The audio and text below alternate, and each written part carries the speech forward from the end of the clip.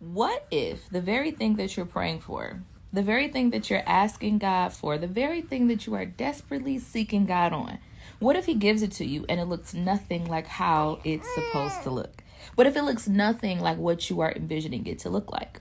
I know for me, when I was praying and during a season of trying to conceive and things like that, and God had me praying for years for this one specific thing, right? And so the thing is, if God had given me the blessing during the season that I was praying for it in, the blessing was going to go mishandled.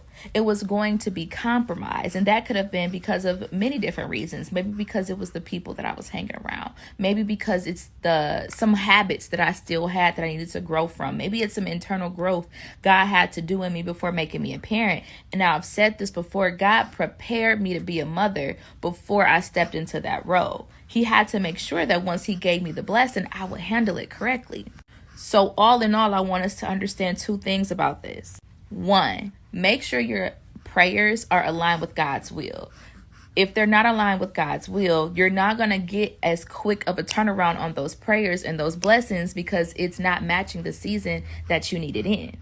And two, everything has its own appointed time. God places those desires on your heart so that way you can start working towards them, but He'll give them to you in His timing.